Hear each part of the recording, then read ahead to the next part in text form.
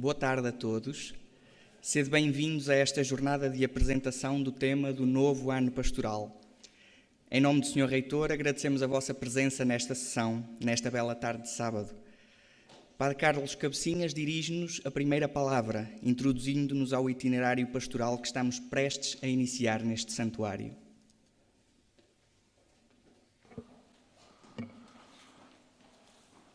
Boa tarde a todos.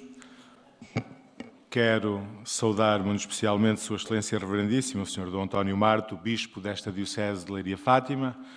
Saúdo também o Sr. Dom Serafim Ferreira e Silva, Bispo Emérito de Leiria Fátima. O Sr. Dom Augusto César, Bispo Emérito de Porto Alegre Castelo Branco. Saúdo o Sr. Presidente da Junta de Freguesia de Fátima, o Sr. Humberto Silva. O Sr. Comandante do Posto de Fátima da GNR, o Sargento-Chefe Carlos Garcia. O Sr. Presidente da Associação Humanitária dos Bombeiros Voluntários de Fátima, o Sr. Alberto Caveiro. O Sr. Presidente da ACIS, o Sr. Domingos Neves. Ilustres representantes das várias entidades convidadas, estimados convidados e amigos do Santuário.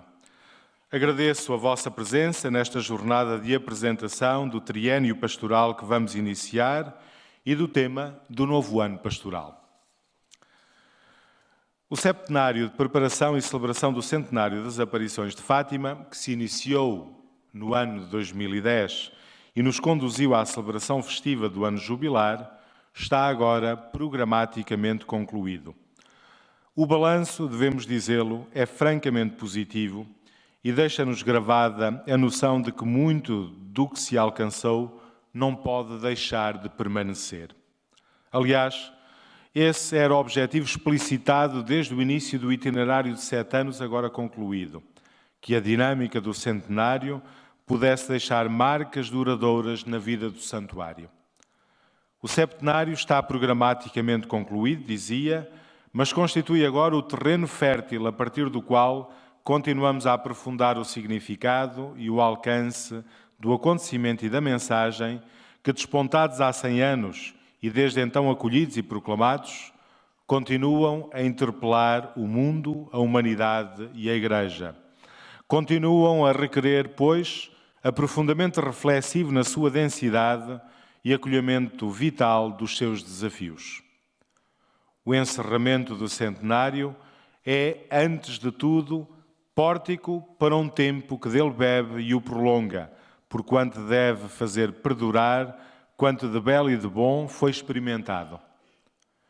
Este tempo que agora se abre diante de nós, um triênio, 2017-2020, propõe-se prolongar e aprofundar o centenário das aparições e promover a consolidação dos dinamismos criados, propiciadores de tão bons frutos. Este triênio é-nos oferecido como tempo de graça e de misericórdia. São as palavras com que o evento de Fátima se encerra na aparição de Tui, que presidem a arquitetura temática do triênio, graça e misericórdia, direcionando o pensamento para o teor fundamental do tempo que nos é dado viver, tempo marcadamente de graça e misericórdia. Foi por isso, a partir das atitudes de ação de graças, de louvor e de gratidão, que se definiram os temas que presidem aos 3 anos pastorais deste triênio. A saber, o primeiro, no qual agora entramos, viver-se-á sob o tema Tempo de Graça e Misericórdia, dar graças pelo dom de Fátima, sublinhando a consciência do dom recebido, iniciativa gratuita e amorosa de Deus. O segundo ano, 2018-2019, percorrer-se-á à luz do tema Tempo de Graça e Misericórdia, dar graças por peregrinar em Igreja, evocando a dimensão eclesial deste dom para a Igreja e para o mundo. Finalmente, o ano de 2019-2020, com o tema Tempo de Graça e Misericórdia, dar graças por viver em Deus, apresentará a vocação à santidade como dom e tarefa para cada um de nós. Podemos sintetizar os grandes objetivos deste triênio que agora se inicia nos seguintes tópicos. Este triênio pretende fazer memória dos momentos de graça ao longo dos 100 anos do acontecimento de Fátima. Pretende avivar a consciência de que Fátima é dom para a contemporaneidade. Salientar a dimensão de eclesialidade da mensagem de Fátima. Valorizar a peregrinação como identificativo da condição humana e a figura do peregrino como protagonista do acontecimento de Fátima. Aprofundar a dimensão batismal da mensagem de Fátima. E, por fim, aprofundar o conhecimento dos modelos de santidade específicos de Fátima, entre os quais brilha a figura dos santos Francisco e Jacinta Barto. A este triênio se vinculam igualmente determinados acontecimentos centenários, que não podemos nem queremos ignorar. Estes acontecimentos serão assinalados nas datas próprias, mas, além disso, oferecem-nos o contexto transversal para os 3 anos pastorais que agora se iniciam. São estes acontecimentos a restauração da Diocese de Leiria, em 1918, a morte de Francisco Marto, em 1919, a edificação da Capelinha das Aparições nos meses primaveris de 1919, a morte da Jacinta, em 1920, no mesmo ano a construção da escultura de Nossa Senhora do Rosário de Fátima e ainda o início do labor pastoral de Dom José Alves Correia da Silva como Bispo de Leiria. Várias efemérides centenárias que nos acompanharão neste triênio. Efemérides marcantes da história centenária de Fátima, cada uma destas referências propicia a acentuação dos traços concretos do acontecimento e da mensagem de Fátima que acima se indicaram e dão forma ao itinerário que somos agora convidados a percorrer. Em relação a este ano, dar graças pelo dom de Fátima é o tema que nos guiará. Iniciamos, pois, este triênio em ação de graças pelo dom de Fátima. Neste itinerário, somos motivados pela exortação de São Paulo, dai graças em todas as circunstâncias, e guiados pela palavra de esperança do Anjo da Paz, os corações de Jesus e de Maria têm sobre vós desígnios de misericórdia. Em relação a este ano, começo por isso por referir estas palavras do anjo, na segunda aparição. Num momento particularmente delicado da história da humanidade, em que surgia mesmo no horizonte a possibilidade da sua própria aniquilação, o mensageiro celeste traz uma palavra de esperança. São desígnios de misericórdia os que podem e devem figurar nesse horizonte, assaltado pela negrura da dissolução da filiação e da fraternidade, mas afinal decisivamente iluminado pela bondade com que o Pai sempre deseja restaurar os laços e resgatar para a vida. No livre e generoso acolhimento oferecido pelas 3 crianças pastores à palavra recebida, abriu-se o espaço necessário à multiplicação do dom. Com efeito, Deus quer agir por meio das nossas mãos e é por elas que passa a possibilidade de dar muito fruto. O presente ano pastoral, vinculado aos eixos fundamentais que norteiam o programa do triênio, apresenta conteúdos e objetivos específicos que é oportuno assinalar. Olhando atentamente para os 100 anos de Fátima, facilmente constatamos que são muitos os aspectos demonstrativos do dom que Fátima é para a Igreja e para a humanidade. É com essa consciência que o Santuário procurará atravessar estes anos vindouros, a começar por este que sucede ao ano jubilar, prolongando-lhe o júbilo e, ainda em júbilo, aprofundando-lhe a fecundidade. Quer pela evocação dos marcos históricos mais significativos de Fátima, quer pela percepção da importância da sua espiritualidade para tantos crentes, procuraremos ver como este acontecimento e a sua mensagem se integram consistentemente na vida da Igreja Universal e como, integrados na vida da Igreja, necessariamente se dirigem ao mundo, a ir recordando e reafirmando profeticamente a presença misericordiosa de Deus. Procuraremos neste ano prestar especial atenção à imagem peregrina de Nossa Senhora de Fátima, para perceber a relevância pastoral incontornável para as vidas e os contextos das comunidades às quais é levada, contribuindo determinantemente para o conhecimento e o crescimento da devoção a Nossa Senhora de Fátima no mundo. Refletiremos sobre a importância de Fátima como lugar da cultura, onde se dá lugar à cultura, onde se produz cultura e de onde irradiam novos eixos de desenvolvimento cultural, bem como sobre a sua relevância antropológica, concretamente diante de prementes desafios do acolhimento do sofrimento humano ou do cuidado da casa comum e da humanidade que a habita, segundo uma perspectiva cristã integrada e integral. É de graça e de misericórdia o tempo que nos é dado viver.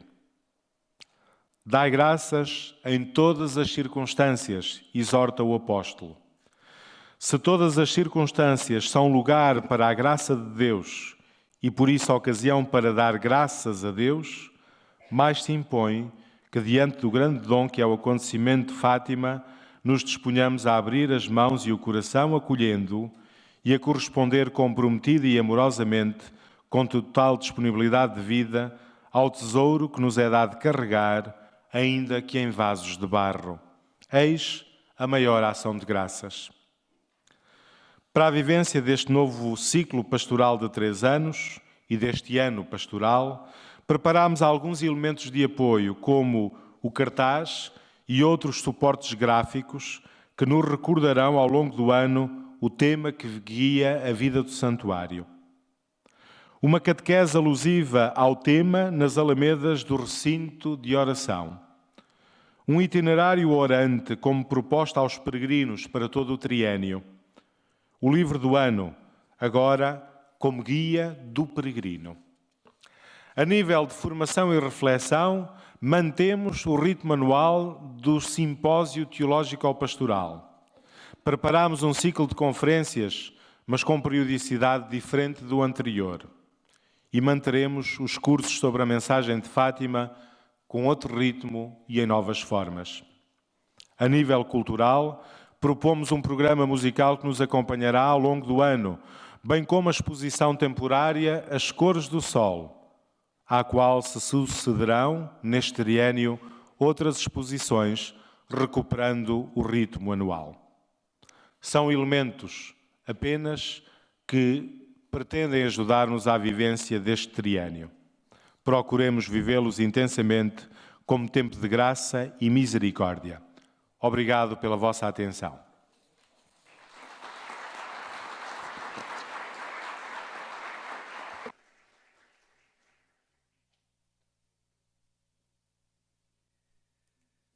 Podendo já vislumbrar os caminhos pelos quais procuraremos seguir nestes próximos anos, escutaremos agora o Dr. José Rui Teixeira, da Universidade Católica Portuguesa, que partilhará connosco a sua reflexão sobre o tema deste ano, Tempo de Graça e Misericórdia, dar graças pelo dom de Fátima.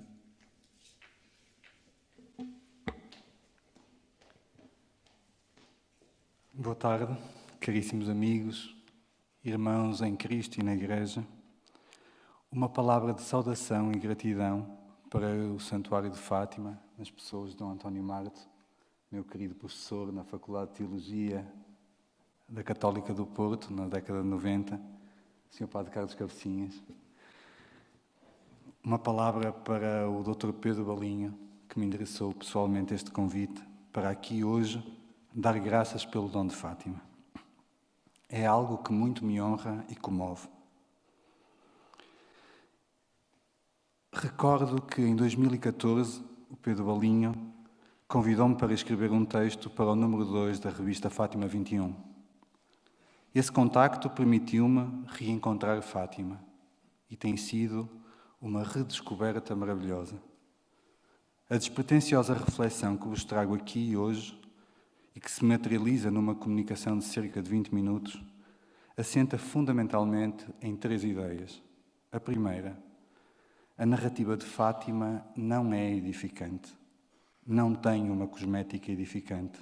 partilha essa verdade profunda com as grandes narrativas da história da literatura e da literatura da história. Segunda ideia, Fátima é um fenómeno circunstancial e aí radica a sua força e a sua verdade. Sem Fátima continuaríamos a ser cristãos, com Fátima podemos ser cristãos com mais fruto e com mais flor. Terceira ideia, a minha tese fundamental, Fátima é uma poética. Merece toda a atenção da teologia, da história, da psicologia e da sociologia da religião, mas para mim é fundamentalmente uma poética. Perdoem se começo por abordar a minha relação pessoal com Fátima, será certamente um modo de me adentrar. Passo então a ler o meu texto. Fátima entrou bem cedo na minha vida, como consequência natural de ser português e de ter nascido na década de 70. A minha mãe pertenceu àquela geração de mulheres que ofereceu o vestido de noiva ao santuário, como expressão devocional da sua gratidão por o meu pai ter escapado à guerra colonial. Descobri recentemente uma fotografia que me retrata com uns 3 anos diante da Basílica, mas a minha memória mais antiga de Fátima remonta a 1980. Teria uns 6 anos e vim cumprir uma promessa da minha avó paterna, que, esgotadas as intercessões a Santa Luzia, prometeu que eu viria à Capelinha das Aparições, vestido de anjo, se Nossa Senhora me curasse de um problema ocular congénito. Não tive então coragem de dizê-lo, mas confesso que me questionei. Se foi a minha avó a fazer a promessa, por que motivo não veio ela vestida de anjo? A verdade é que, apesar de me sentir incómodo naquela situação, confortavam-me os óculos que, entretanto, o oftalmologista me receitara e com os quais passei, literalmente, a ver o mundo. E os óculos ficaram associados a uma bênção. A criança que eu fui intuiu ser quase uma cura aquilo que hoje os meus filhos diriam tratar-se apenas de uma espécie de upgrade. Uma e outra vez, a família reuniu-se em Fátima, como uma expressão devocional de um catolicismo sociológico que, em Portugal, ainda move multidões. Desse tempo guardei um cosmorama de plástico verde, com o formato de um televisor e o funcionamento de uma máquina fotográfica, onde se viam imagens de Fátima e mecanicamente se reproduzia a natureza e a narrativa visual da visitação da Mãe de Jesus àquelas 3 crianças que habitavam um país real que era a periferia da periferia, interlocutores da transcendência tão improváveis como aqueles que, com os olhos de criança, conheci nas páginas da minha primeira Bíblia ilustrada. Quantas vezes visitei, através do óculo daquele cosmorama, esse lugar onde milhares de pessoas se ajoelhavam com um pressentimento de erofania entre a catarse e o paroxismo. Conservo ainda, em memória profunda, essa narrativa da infância e não permito que o teólogo a venha esquadrinhar. Ainda hoje me deixo comover por aquelas 3 crianças cuja história nunca me pareceu minimamente edificante. Esse tipo de histórias limpas que aconchegam o corpo ao sono e que são um lenitivo, mas sem nunca deixar de ser um placebo. Aprendi cedo que as grandes histórias raramente são edificantes. As minhas primeiras leituras foram as narrativas dos irmãos Grimm, de Hans Christian Andersen e de Oscar Wilde. Mais tarde, de Shakespeare a Dostoiévski, as grandes leituras da minha vida nunca desmentiram a verdade dessas primeiras leituras. A minha Bíblia ilustrada, com que povoei a história da salvação, de história da salvação, o meu imaginário, não tinha qualquer cosmética. Não havia censura do biblicamente correto. Estava tudo ali, como na vida. A vingança e o amor, a traição e a fidelidade, a violência e a bondade, a ira e a misericórdia. Como eu gostava da narrativa de Jonas e do grande peixe, como fugir de Deus. E por tudo isso, Horroriza-me uma certa exegese e homilética de feição edificante. Preocupa-me que se omitam ou se contornem as leituras difíceis. Mas pensemos na Cova da Iria, em 1917.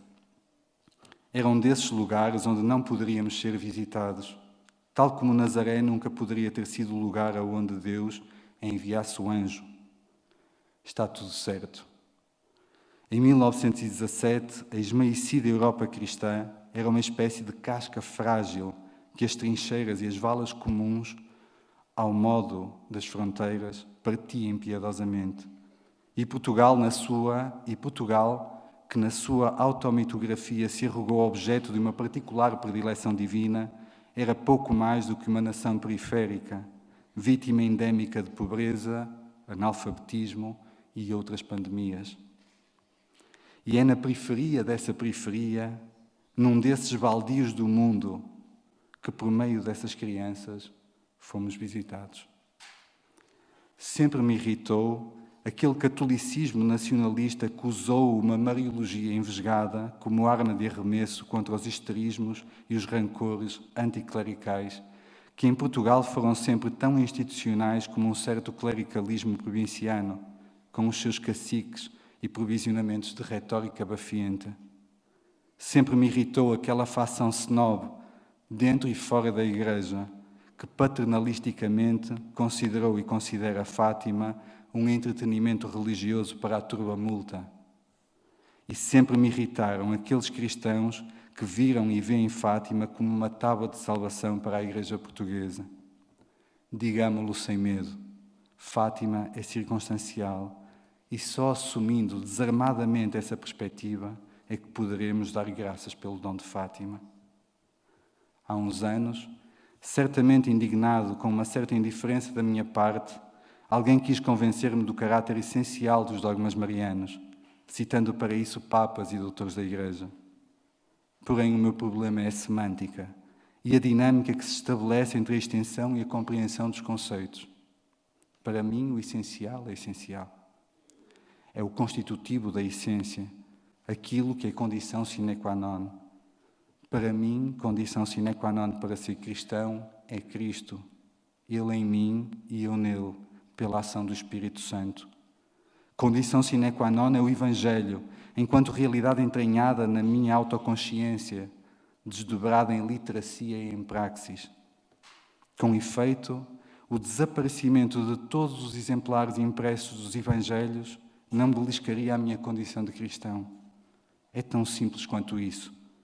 Se eu não aceito que deixaria de ser cristão por viver num lugar onde não houvesse a possibilidade de celebrar a Eucaristia, por que motivo terei de aceitar que o dogma da Imaculada Conceição é essencial para a minha condição de cristão?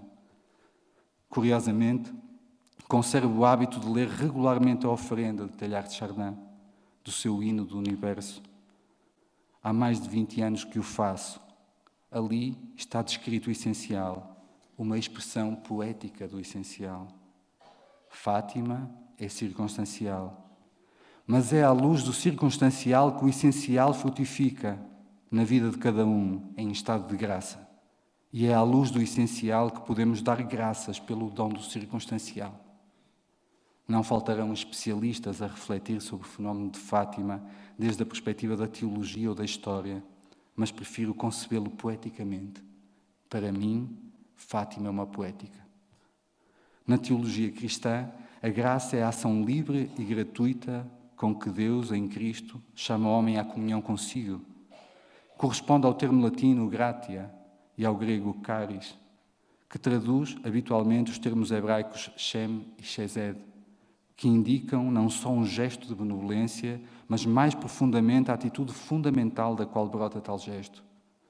Diria que a graça é a exposição do homem à misericórdia de Deus. Tendo em consideração que se trata de uma exposição incondicional, Karl Rahner pergunta: teremos feito alguma vez verdadeiramente experiência da graça? Não queremos aludir, tenha-se isso em conta, a um sentimento genérico de devoção ou a uma exaltação religiosa, de tipo festivo, nem sequer a qualquer consolação interior de doçura, mas à experiência da verdadeira e genuína graça, isto é, àquela visita do Espírito Santo, Fim de citação. A graça implica esse tempo, kairos, em que somos visitados e resulta num estado de graça, que essa visita proporciona. É algo que se recebe e que se dá, algo que passa por nós, pertence-nos, mas não a possuímos. Proponho assentar esta reflexão em duas passagens do Evangelho e podemos começar pela parábola do banquete nupcial, Mateus 22, 1-14. Esta narrativa principia com uma comparação. O reino dos céus pode comparar-se a um rei que preparou um banquete nupcial para o seu filho. É importante que o ponto de partida seja o reino dos céus, na medida em que penso numa eclesiologia que dialoga intimamente com a soteriologia e com a escatologia. E entristece-me uma eclesiologia que se resigna à sociologia da religião. Sinceramente, só me interessa uma igreja que ainda acredita e vive a condição de crisálida do reino dos céus. Mas regressemos à parábola. Como em todos os banquetes nupciais, há os convidados. E o rei pediu que os servos os convocassem para o banquete. Sabemos quem é metaforicamente este rei e quem é o seu filho. Também conhecemos os convidados. Sejam eles os próprios príncipes dos sacerdotes que interpelavam Jesus, sejamos nós que circulamos pelos meios eclesiais, eventualmente confortados com a ideia de uma espécie de garantia de salvação, ou mesmo com uma certa sobranceria, muitas vezes disfarçada com as mesuras da falsa humildade. Eles ou nós, gente mais ou menos piedosa, com a consciência de um lugar cativo diante de Deus, como se de um banco da igreja se tratasse. O rei manda chamá-los, mas eles não querem ir. O rei insiste e envia os servos. Com uma mensagem muito concreta, diz-lhes que preparei o meu banquete, tudo está pronto. Mas os convidados não estão interessados. Um vai para o campo, o outro para o seu negócio, e os outros, como se a indiferença não bastasse, espancam e matam os servos. Tal como com o dono da vinha, na parábola dos vinhateiros homicidas, a indignação do rei proporciona uma espécie de interlúdio para um circunstancial dies irae. Acentuam-se aqui, por um lado, a insistência do rei e, por outro, a determinação e a persistência na recusa por parte dos convidados. Como se o tempo em sentido cronológico fosse irrelevante e predominasse o presente em sentido salvífico, cairológico, o rei diz aos servos: o banquete está pronto, mas os convidados não são dignos. Ide às encruzilhadas dos caminhos e convidai para as bodas todos os que encontrardes. E assim fizeram. Reuniram todos os que encontraram, bons e maus. Repito, bons e maus. Quem são estes outros convidados? São invariavelmente os outros. Alguns de nós, os 90 e tais % de batizados deste ou de qualquer outro país sociologicamente católico. Essa multidão que só conta para as estatísticas e que não adquiriu consciência batismal. Essa turba que batiza-se agora, catequiza-se depois e que está por evangelizar há séculos. A parábola prossegue, mas no contexto desta reflexão podemos ficar por aqui. Creio que esta narrativa tem muito a ver com Fátima, com o dom de Fátima pelo qual me sinto visitado e pelo qual dou graças. Quando observo as fotografias do 13 de outubro de 1917, lembro-me sempre desta parábola. Sinto que essas pessoas são esses outros convidados, essa gente improvável que vive nas periferias, encontrada nas encruzilhadas, nas arestas do mundo onde já nem o diabo descansa.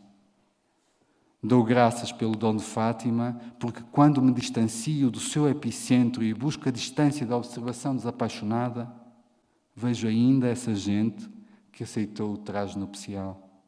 Essa gente que, tendo sido chamada, deixou-se escolher. A outra passagem do Evangelho na qual assenta a minha leitura é a narrativa de Marcos 5, 21, 43. Logo no cais, Jesus é cercado por uma multidão.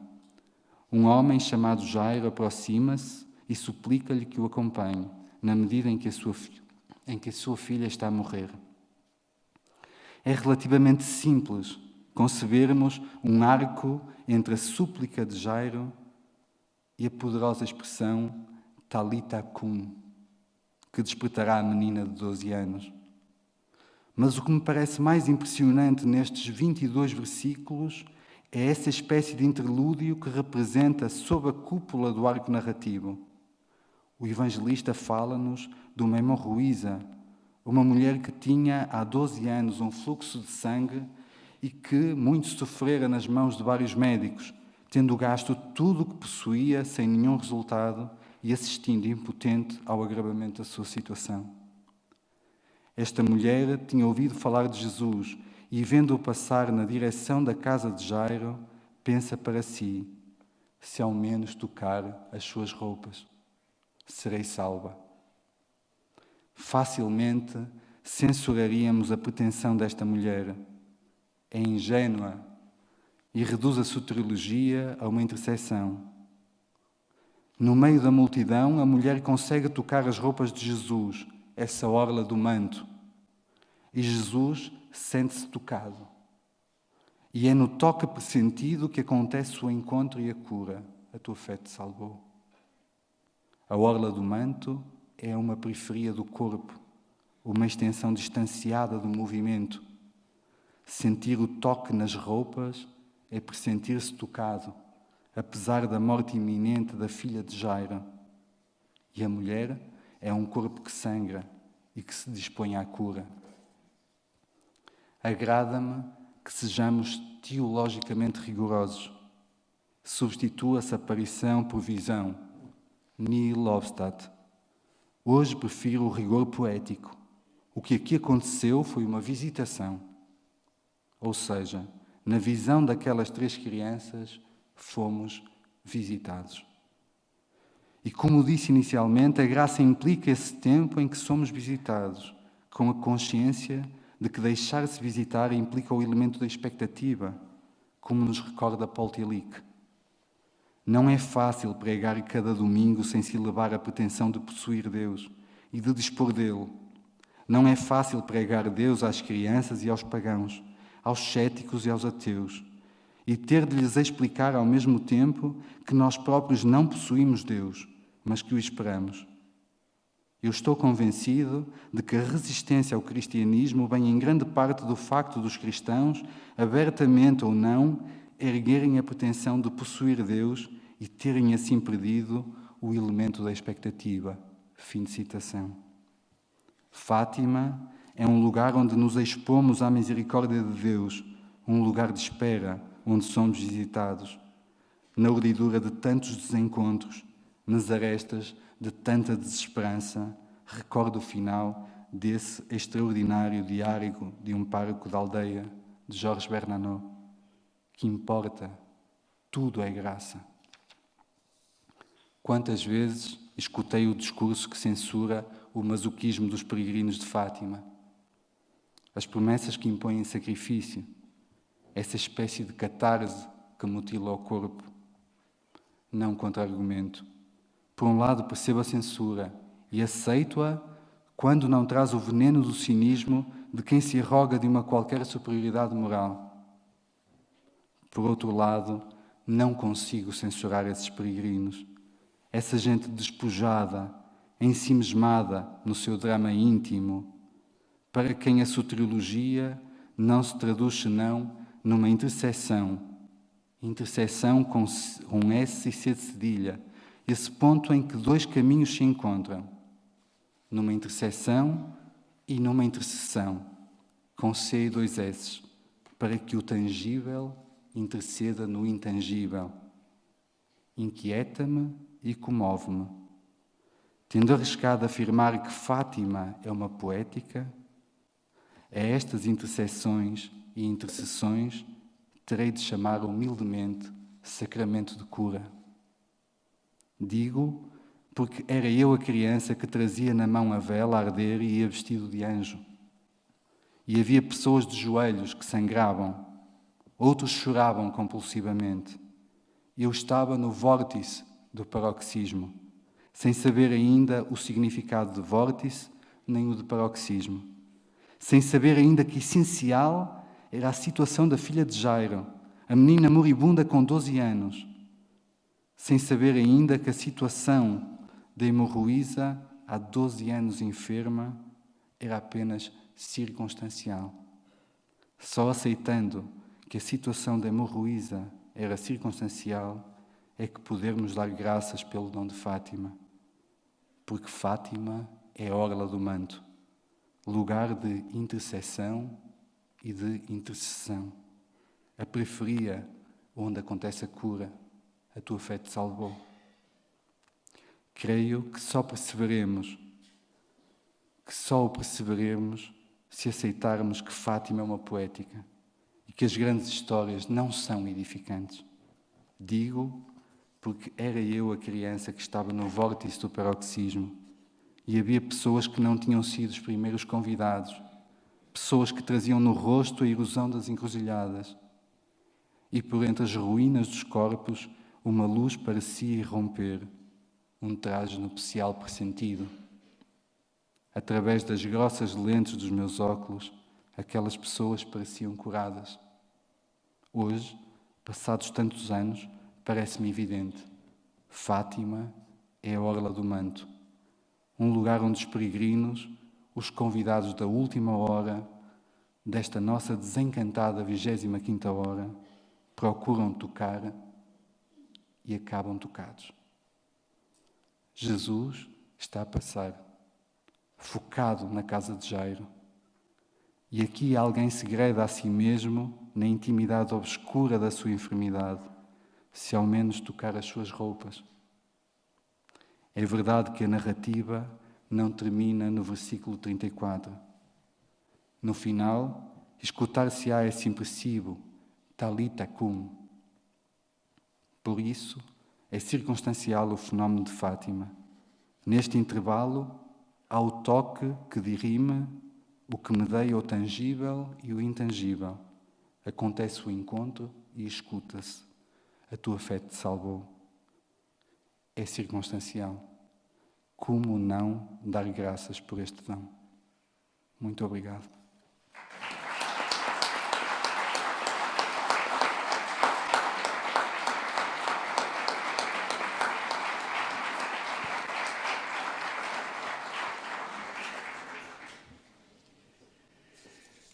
Obrigado, Dr. José Rui, pela reflexão que nos apresentou e que pode agora ser substrato e fonte para o nosso próprio aprofundamento do que nos é proposto.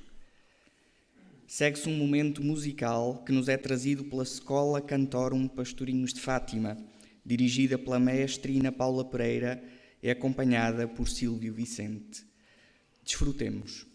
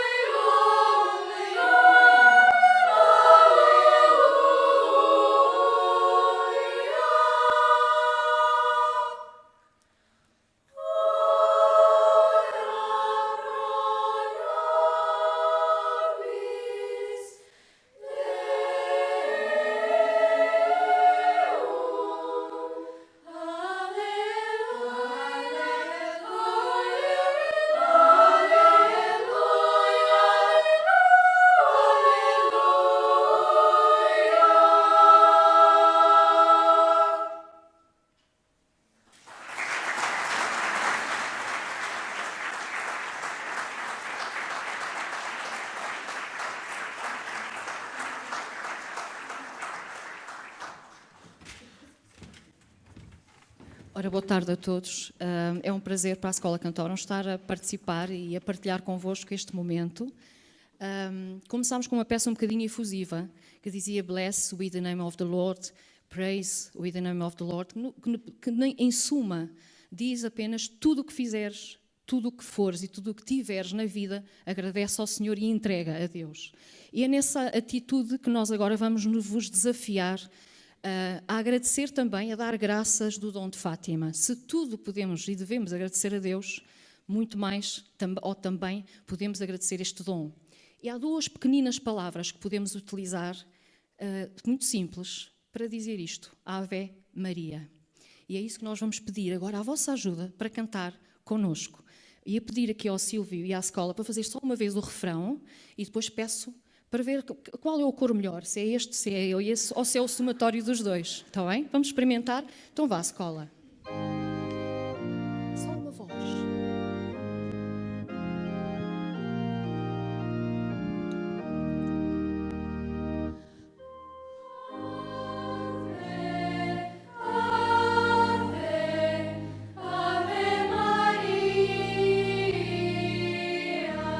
E nós agora?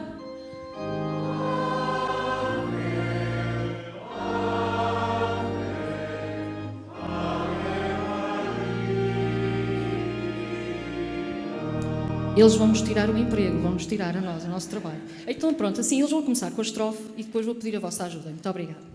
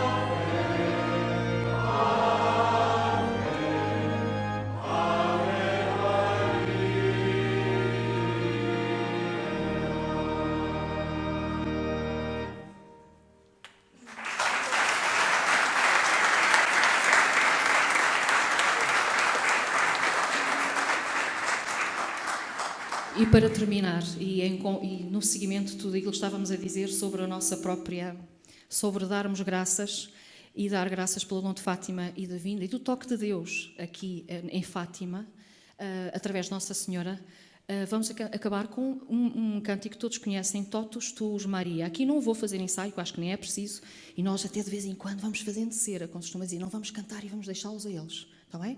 Espero que façam agora uma boa prestação. Muito obrigada também pela nossa parte, muito obrigada por tudo.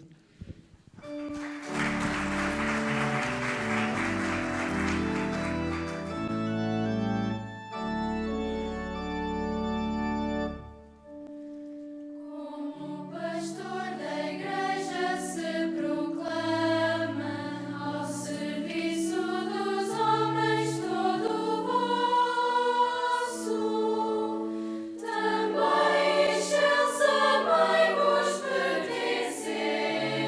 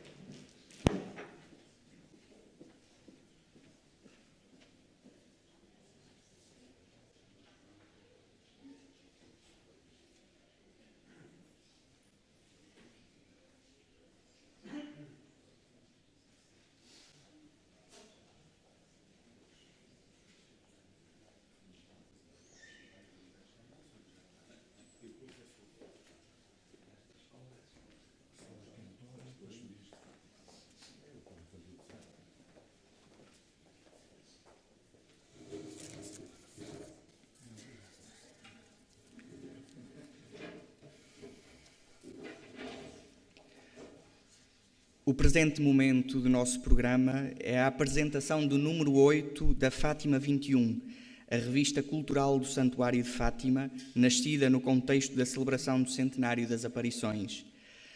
Oferece-nos essa apresentação o Dr. Marco Daniel Duarte, diretor adjunto da publicação e diretor do Serviço de Estudos e Difusão do Santuário de Fátima.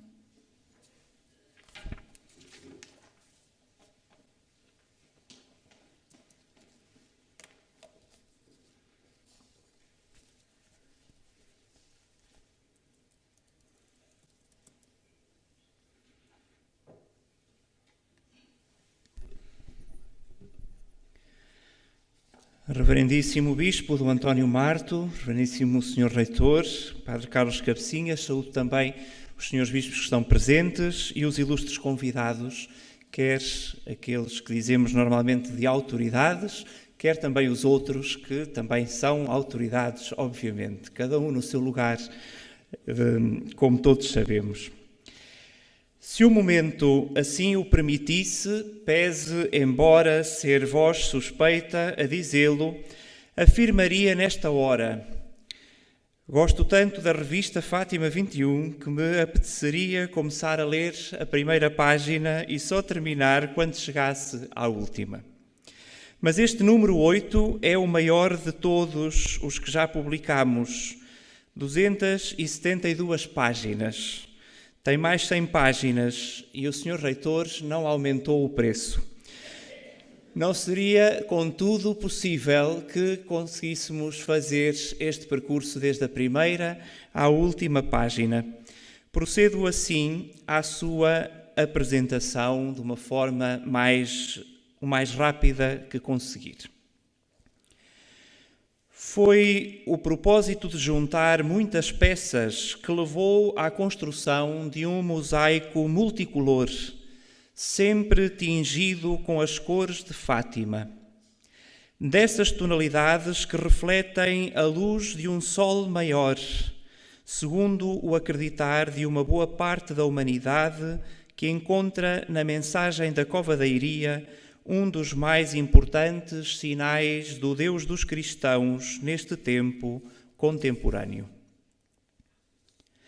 Apresenta-se hoje à disposição dos leitores o último número da revista Fátima 21, um projeto editorial nascido no âmbito do centenário das aparições, precisamente com o intuito de demonstrar que esse mosaico multicolor não tem apenas significado para os crentes, mas que, sobretudo, a partir dos vestígios materiais de uma forma específica de interpretar o mundo, a partir dos gestos e documentos que fixam essa forma de interpretar o mundo, esse mosaico se materializa numa paisagem cultural que interessa a crentes e a não crentes. Este último número de Fátima 21 continua a procurar essa maneira de comunicar Fátima, através da pluralidade de vozes, de olhares, de dentro e de fora do santuário, com a responsabilidade de ser o número que fecha um ciclo e que, por isso, teria de dar à estampa uma cronologia de um século, essa cronologia construída pelas 100 datas que Ana Lúcia Pereira, Maria Benedita Costa e Sónia Vazão entenderam mais importantes e que a partir de hoje pode ser um bom instrumento para a percepção dos momentos mais significativos do que foi o primeiro século de Fátima. Esta cronologia encerra com a referência à visita papal de 2017, dia a partir do qual a Igreja aufere mais 2 santos, razão para que as chaves de leitura sejam ainda tiradas das palavras do Papa Francisco em Fátima e sobre Fátima, numa seleção a cargo de André Pereira. Razão ainda para que o ápice desta revista seja dedicado à canonização de Francisco e Jacinta Marto, cujo significado é exposto por Ângela de Fátima Coelho num texto intitulado Primícias de Santidade da Mensagem de Fátima. Esta mesma expressão, primícias, é também tomada na rubrica A Voz dos Videntes, agora usada por Pedro Valinho Gomes como referente aos peregrinos de Fátima, àqueles peregrinos que dirigiram pedidos ao céu através das 3 crianças que já na segunda década do século XX foram tomadas como pontífices, como interlocutoras entre a humanidade e o céu. Expressava essas preces uma vocalidade que os documentos relativos ao dia 13 de outubro de 1917 deixam intuir e, em alguns casos, bem testemunham, como se percebe de forma clara no caderno temático, o maior de todos os cadernos temáticos desta série Fátima 21, dedicado neste último número ao Milagre do Sol.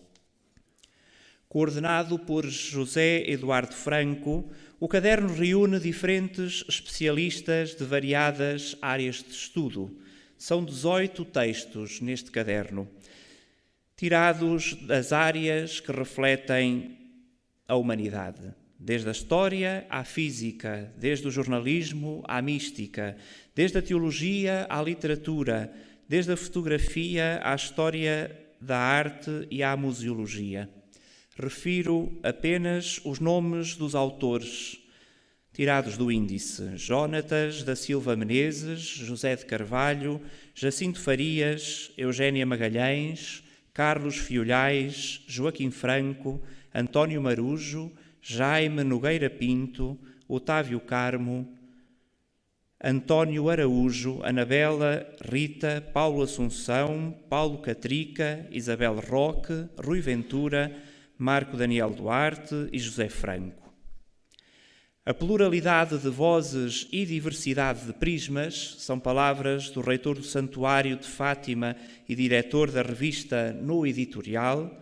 A pluralidade de vozes e diversidade de prismas permitem-nos enriquecer o modo de refletirmos aquele que é um dos mais emblemáticos momentos do acontecimento Fátima e que fica tratado neste caderno temático. As emblemáticas fotografias de Judá Bento Ruá, de que hoje já ouvimos tão bem dizer, para as quais a revista propõe uma ordem respeitante à sua cronologia e aos passos do fotógrafo naquele dia 13 de outubro, revelam-se, 100 anos depois, ainda surpreendentes nos rostos captados, nas expressões dos olhares, dos sorrisos, dos gestos, das vestimentas, dos cajados e dos guarda-chuvas que fixaram. E expressões similares podem ainda ver-se pelo recinto de Fátima, hoje, no século XXI, como demonstra a paisagem suspensa, que publica os trabalhos dos vencedores da categoria fotonarrativa do Prémio de Fotografia Centenário das Aparições. Os flashes finais deste centenário são descritos por Carla Abreu Vaz a partir da experiência do videomapping e do concerto de encerramento que deixava tratada a temática da realeza de Maria, Salve Regina, de Carrapatoso, e a Dança do Sol, com James Macmillan. Cumpria-se, nesse momento do encerramento solene do centenário das aparições, cumpria-se um século, intensamente povoado pela vida de Lúcia, analisada num texto muito forte, assinado por Helena Matos. Convidámos uma autora que está habituada a analisar importantes figuras do século XX e que por isso está em condições de atribuir a justa medida a Lúcia, de quem, num texto intitulado O que me assombrou na vida de Lúcia, a autora diz: ficou tanto por perguntar a esta mulher, cuja vida teve como cerne transmitir o que lhe foi dito. Cumpria-se assim um século, naquele dia a que há pouco referia, um século pontuado pontuado por uma multidão imensa que caminha, que peregrina e que marcha de forma solene nas procissões de Fátima, que António Rego analisa. A procissão das velas, a procissão do silêncio e a procissão do adeus. Como nos restantes, o último número de Fátima 21 dá à estampa duas entrevistas. Fecha com as palavras de Eduardo Lourenço, entrevistado por Carmo Rodeia, e com as palavras de António Marto, entrevistado por Paulo Rocha. E aqui, quantas novidades! O filósofo afirma que a grande revolução humana que se operou na história foi a do cristianismo. Diz ainda que os efeitos da Revolução Cristã ainda não acabaram. E continua a citar, diria mesmo que no limite ainda nem sequer começaram. Palavras do filósofo. Já o teólogo diz, só esta fotografia vale para comprar a Fátima 21. Não sei se concordam comigo. O Sr. Bispo, se calhar, não saberá do que estamos a falar, que não tem acesso ao que está a ser projetado. O teólogo diz, normalmente a história é feita a partir dos grandes acontecimentos e dos poderosos ou influentes na sociedade e na história. E esquecem-se os humildes, os humilhados, as vítimas. Como acontece agora com conflitos absurdos ou o problema dos refugiados ou deslocados. Fátima chama a atenção para esses. Ler a história a partir das vítimas, dos que sofrem, dos esquecidos, dos descartados. Fim de citação. Talvez este excerto do teólogo possa dar resposta ao excerto do filósofo, quando diz que o cristianismo ainda falta cumprir. Talvez seja esta a razão.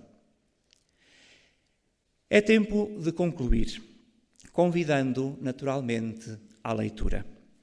Não sei antes agradecer a todos os que tornaram possível este projeto. Agradecimento que, por deferência do Reverendo Reitor deste santuário, tenho agora a honra de deixar de forma pública. Desde logo à equipa de redação e à equipa de apoio a esta revista, mas também aos mais de 140 autores, contamos 142, e aos diferentes agentes que contribuíram para esta revista. Destaco ainda o nosso fotógrafo oficial, Luís Oliveira. Não raro foi necessário tirar a fotografia naquela perspectiva e quando o sol e quantas vezes a chuva estivesse com aquela luz concreta. E destaco ainda a competência e cuidado estético da diretora de arte, Inês do Carmo, com quem trabalhamos de forma tão estreita. Caros leitores, termina agora o tempo de edição, mas não termina o tempo de reflexão que a revista contém. Os 8 números deixam mais de 1.400 páginas sobre Fátima, disponibilizando olhares renovados e investigações últimas. Nos seus cadernos temáticos aparecem tratados os temas fulcrais do fenómeno Fátima, crescendo assim a investigação sobre este lugar. O segredo, os videntes, a relação entre Fátima e a comunicação social, a escultura de Nossa Senhora de Fátima, as aparições do anjo, o rosário, o Imaculado Coração de Maria e agora o milagre do sol. Consciente de que só os leitores de língua portuguesa puderam usufruir deste labor, o Santuário de Fátima vai agora, a partir deste material, fazer sair noutras línguas, segundo a filosofia destes números, um número especial que mostre o que deste trabalho pode representar uma síntese de Fátima. Iniciaremos esse trabalho pelas línguas inglesa e italiana, um número único com uma seleção de temáticas, procurando dizer noutras línguas que Fátima tem mesmo uma paisagem de exceção que se torna possível contemplar na malha que a fotografia tirada de longe possibilita, mas também na textura que a fotografia que de perto é tirada deixa ver, na poética das coisas que consideramos banais, mas que afinal tanto nos podem surpreender e interpelar. As velas, os ex-votos de cera, as ranhuras do ambão, as cores de um vitral, o afago da pedra, o entrelaçado dos têxteis, a caligrafia dos documentos ou as flores do andor da imagem da Senhora do Rosário. Ouvimos dizer a muitas pessoas que queriam uma recordação do andor do dia 13 de maio, aqui fica neste último número da Fátima 21. Aos leitores da Fátima 21 deixo um último agradecimento. Foi para eles que a revista deixou novas formas de dizer Fátima. A partir delas, deveria o apresentador da revista construir um último parágrafo da sua intervenção. Mas não o vai fazer. Deixa o material à maneira de dicionário, de um dicionário que se abre para que cada um dos leitores o possa fazer. Um dicionário que, aberto na palavra Fátima, poderá dizer: Fátima é lugar materno da civilização europeia, Gianfranco Ravasi. Fátima é um dos lugares do mundo de mais forte inspiração, Adriano Moreira. Fátima é apelo à comunidade e à humanidade, Tarcísio Bertone. É polo estruturante de Portugal e do mundo, Clara Meneres. Fátima fala de evangelização, Salvatore Rino Fisichella. Fátima é um assombroso espetáculo de humanidade, Paula Moura Pinheiro. É a viagem mais leve de todas, Laurinda Alves. Um modelo eclesial para o futuro, Pierangelo Sequeri. É ícone de história impressiva e comovente, Maria de Jesus Barroso. Nela se faz música bela e funcional, James Macmillan. É mensagem de esperança, Ângelo Sodano. A mensagem de Fátima é fortíssima, Manuel Clemente. É espaço de questionamento à não crença, Zita Seabra. Fátima vai continuar, Manuel Braga da Cruz. Desenvolve horizonte, José Tolentino Mendonça. Fátima desarma os modernos do século XXI, Henrique Leitão. Fátima é urgência de não desistir da paz, Marcelo Rebelo de Sousa. Fátima é grito de uma fraternidade ferida, Pietro Parolin. Fátima é um caso único e hoje universal, Eduardo Lourenço. Fátima continuará a acompanhar a história da humanidade, António Marto. E termino com as palavras do diretor da revista, o Padre Carlos Cabecinhas. Votos de uma boa leitura neste final de ciclo e início de um outro, momentos que a Fátima 21 também quis ajudar a refletir.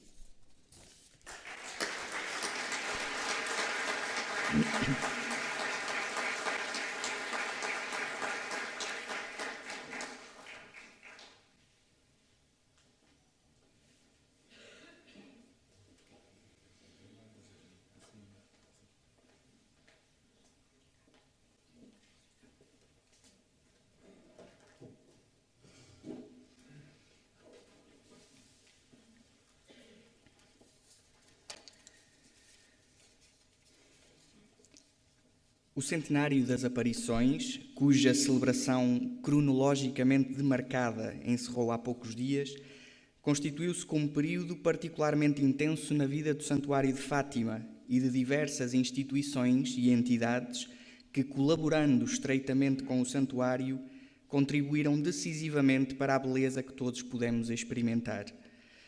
Neste âmbito, o Santuário tem distinguido essas entidades com um gesto de reconhecimento e gratidão concretizado na oferta da medalha comemorativa do centenário das aparições de Fátima. Neste momento, o Sr. Reitor fará a entrega da medalha a instituições locais que assumiram dedicadamente essa colaboração. A Câmara Municipal de Ourém, na pessoa do seu Presidente, Luís Albuquerque.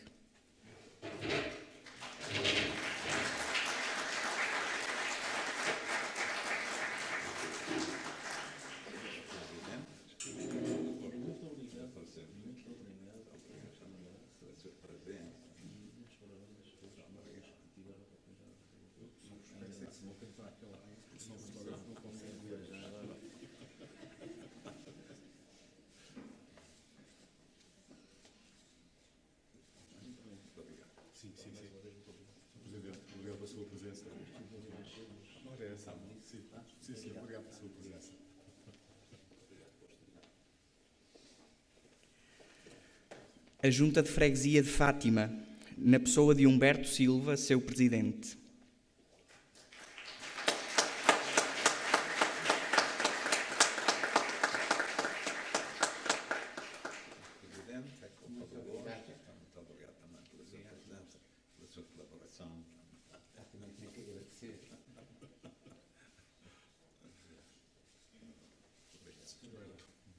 Obrigado pela presença e por tudo, pela colaboração.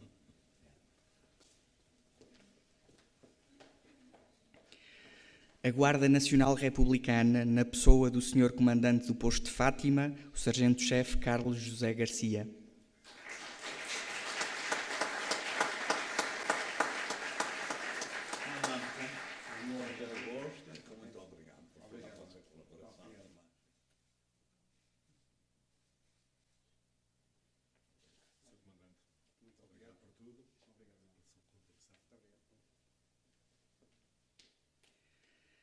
A Associação Humanitária de Bombeiros Voluntários de Fátima, representada pelo seu Presidente, Alberto Caveiro.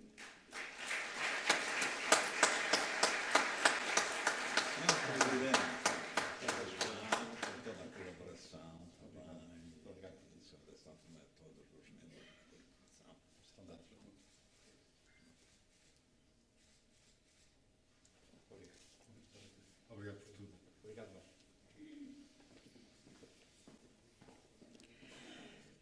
E a ACISO, Associação Empresarial Ourém Fátima, na pessoa do Presidente da Direção da instituição, Domingos Neves.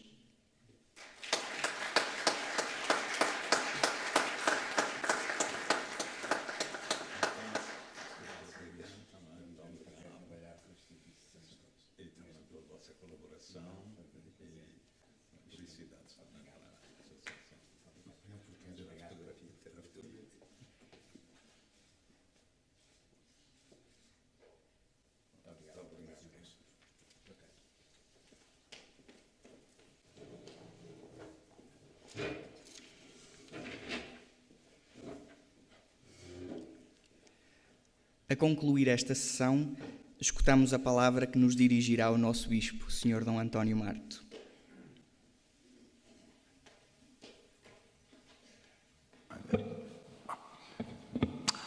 É hora de concluir e apetecia-me dizer que depois de tudo aquilo que nos foi dado a assistir, a ver e a ouvir durante os vários momentos desta sessão de apresentação do novo triênio pastoral pós-centenário, apetecia-me dizer que se dispensava bem a palavra do Bispo, uma vez que está tudo dito e bem dito, e melhor dito do que o Bispo vai dizer qualquer coisa, e reduzir esta intervenção a uma mera palavra de congratulação, de agradecimento a todos os intervenientes e a todos os presentes, de uma maneira particular às excelentíssimas autoridades aqui de Fátima e do Conselho de Ourém, ao Sr. Presidente da Câmara e aos restantes representantes, aos Srs. Bispos eméritos, a todos vós que vos quisestes associar, e agradecer e dar os parabéns também a todos aqueles que tiveram esta tarefa de apresentar aqui os pontos principais desta sessão. Permitam-me que dirija uma saudação especial, um agradecimento especial ao Sr. Dr. José Rui, pela sua brilhante conferência sobre a poética de Fátima, que muito apreciei, e dizer-lhe do agrado que um velho mestre tem quando vê os seus discípulos que vão mais além do mestre também. Bom, e permitam-me então pedir-lhes a benevolência também para dizer alguma coisa, mesmo do que já foi dito, embora cada um tenha a sua maneira própria de o dizer e de realçar. Eu gostava de fazer a ligação entre o fim, ou termo da celebração deste centenário e o início do pós-centenário. Várias vezes os jornalistas perguntam sempre, fazem sempre esta pergunta clássica: o que é que fica do centenário? As pessoas gostam, enfim, que se fale de realidades mensuráveis ou quantificáveis. E não é fácil fazê-lo, a não ser, enfim, o número dos peregrinos. Mas há pontos-chave que ficam a marcar este centenário e a deixar a sua marca pelo tempo fora. A primeira é a originalidade da celebração do centenário, que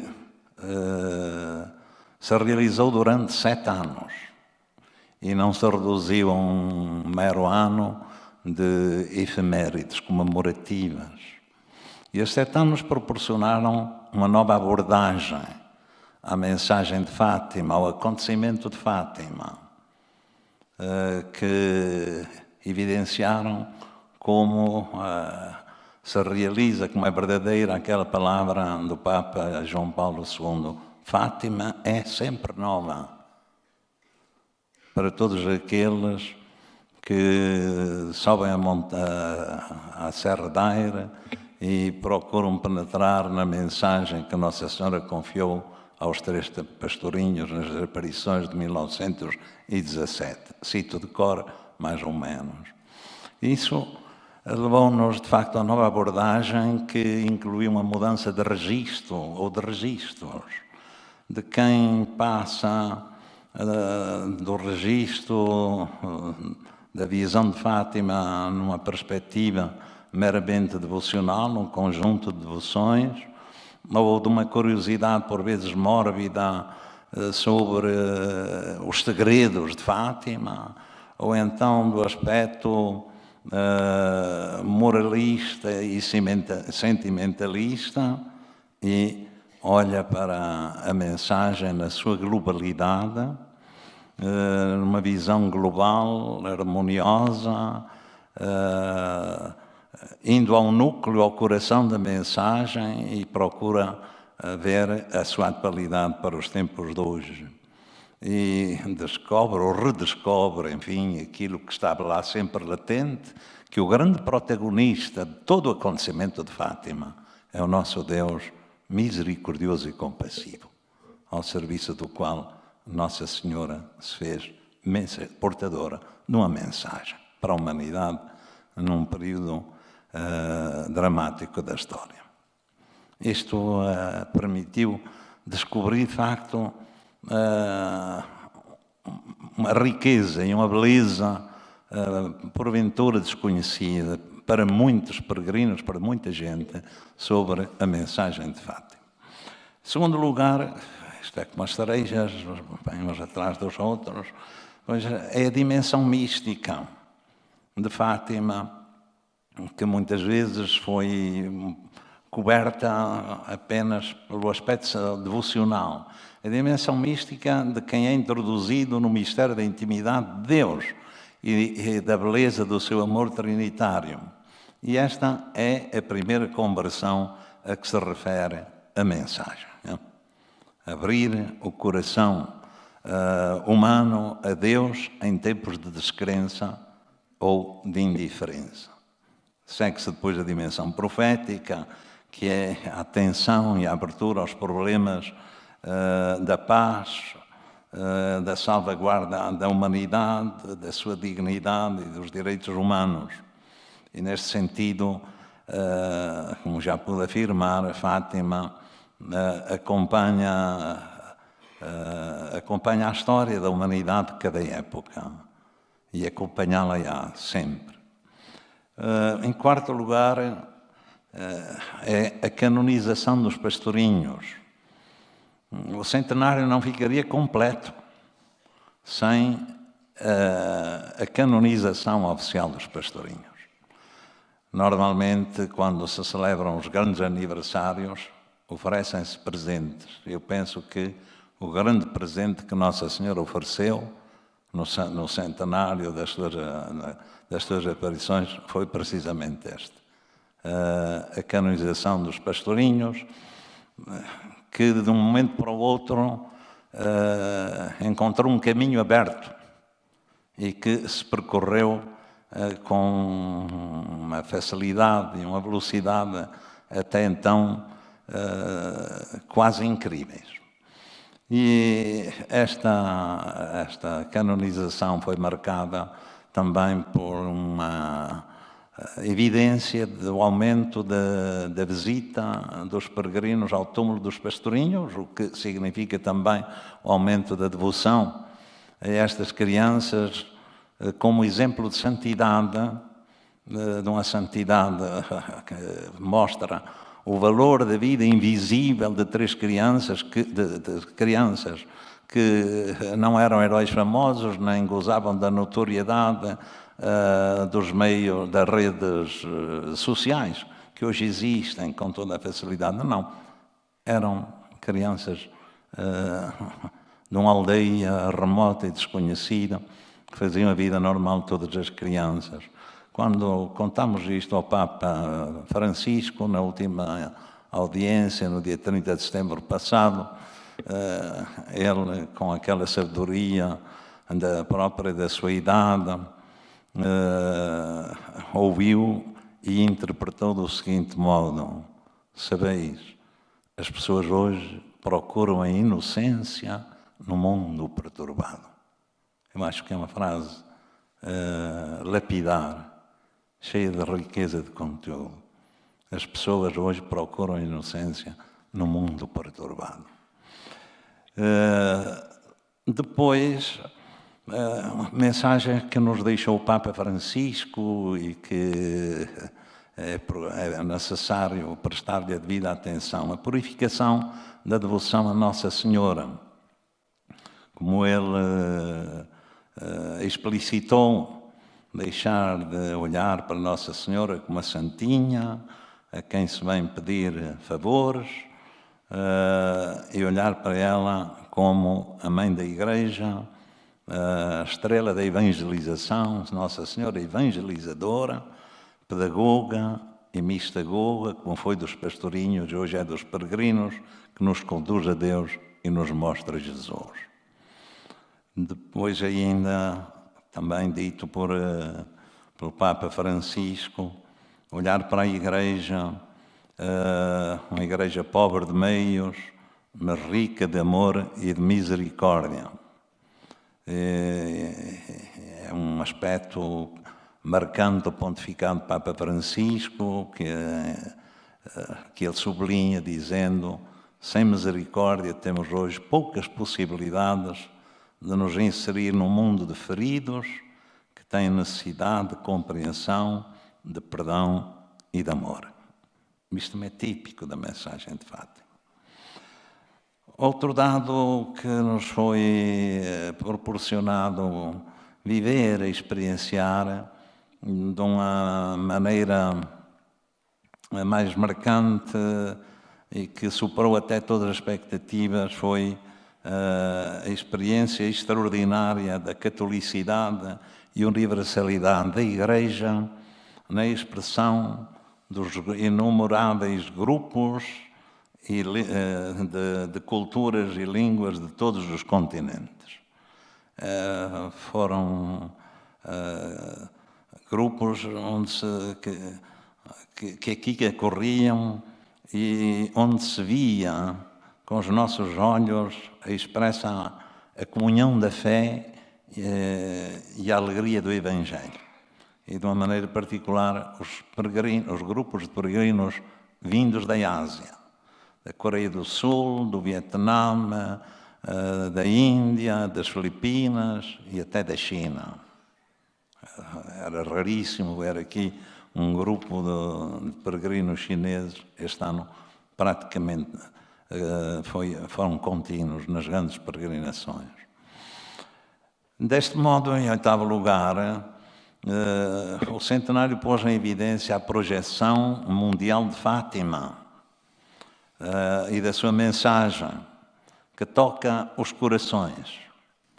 Falamos muito em turismo religioso, mas eu gostava que se fale numa medida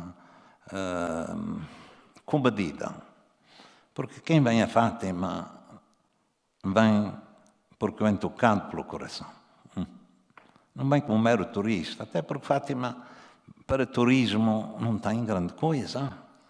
Está mesmo assim, sejamos realistas. O que atrai os peregrinos é a devoção, é o ser tocados no coração. E o centenário mexeu com o país inteiro e mexeu com o mundo inteiro. Para além de todas as expectativas.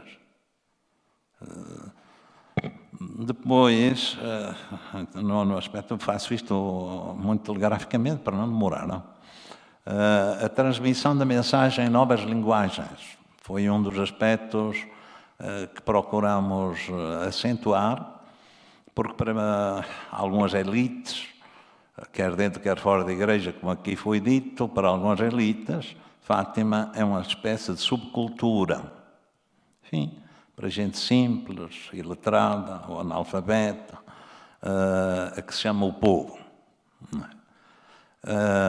E procuramos então que a mensagem fosse dita em novas linguagens, novas formas de linguagem, de comunicação, sobretudo para as novas gerações. Quero destacar, pois, aqui esta revista, quer do ponto de vista estético, quer do ponto de vista de conteúdos, a Fátima 21, mas também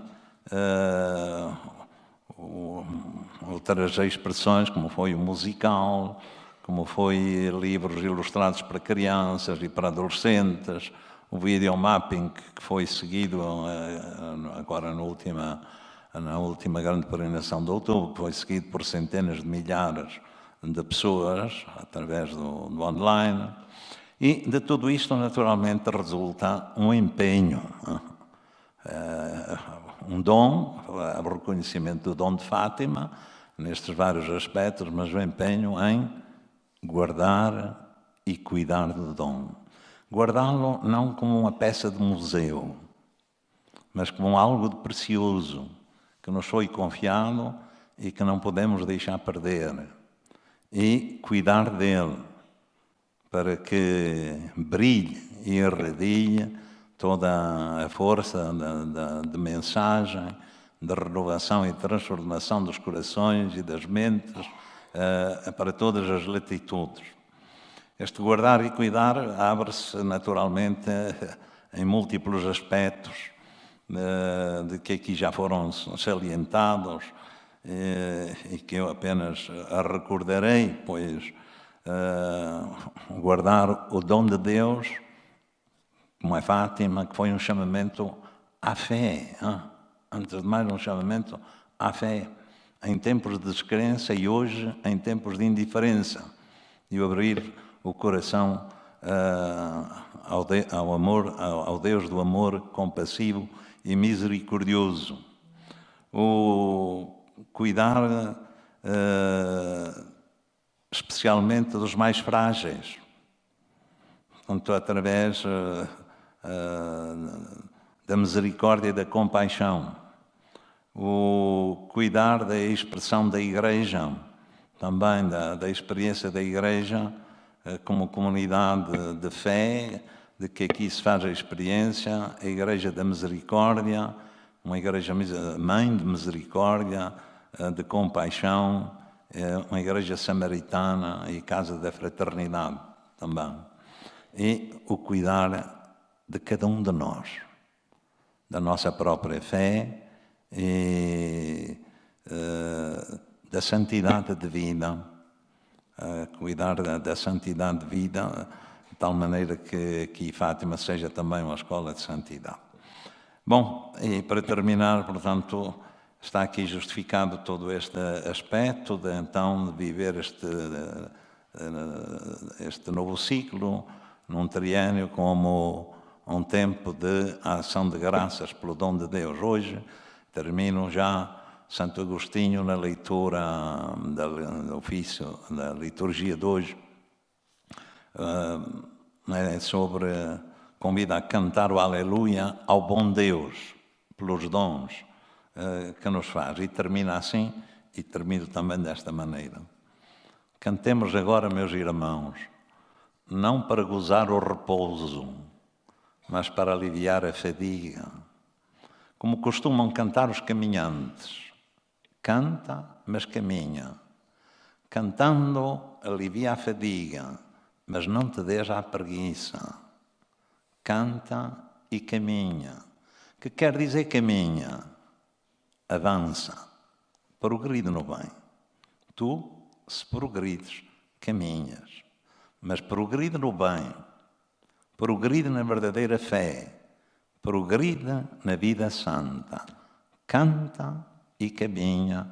Eis então o caminho que nos é oferecido hoje nesta apresentação do novo ciclo pastoral do pós-centenário. Canta e caminha. Muito obrigado.